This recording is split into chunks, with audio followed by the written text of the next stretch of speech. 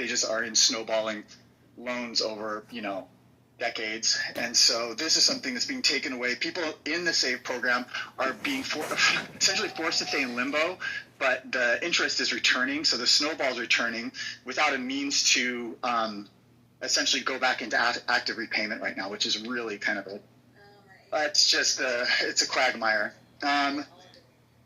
Here's another one. A new research revealing that emotional control deficits, there are emotional control deficits in generalized anxiety disorder. So what this means is that people who are diagnosed with generalized anxiety disorder, they are showing in this research that there is a decreased ability to regulate one's affect, which makes a lot of sense because this is sort of what's at the core of having kind of this kind of permanent kind of negativistic thinking and physiological kinds of changes that go along with having those types of thoughts in one's body over time. And so what I find to be quite hopeful about this study is that it, in my opinion, shows that this is something that, we have all sorts of skills and techniques we can do to regulate our affect and learn how to become more emotionally intelligent, more in touch with our emotions, and thus be able to sort of ride out those negativistic thoughts when we're in the midst of dysphoria as it comes to our emotions. And so to me, that's a sign of some level of hope.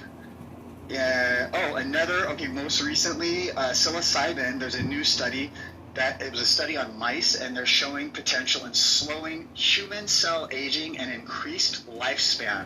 And so this is, to me, this was the thing that got psychedelics back into my radar again. I've been obsessed with this. I even run a social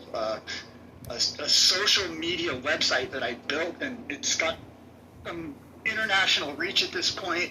And we're all about, we're just professionals who are getting into psychedelics and people who want to learn more about it, and some people who've been kind of involved in it in a very long time. And so this study is actually something that's kind of re-enlivening, I would say, my desire to just connect with some people and see what they're making of this.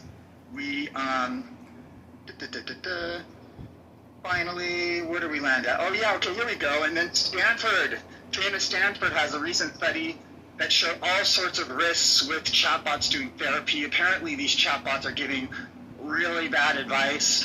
They also do not catch when people have suicidal ideation, so they're missing the markers for that. This is something that, in order to get licensed in psychology, you've got to get trained and all this kind of stuff.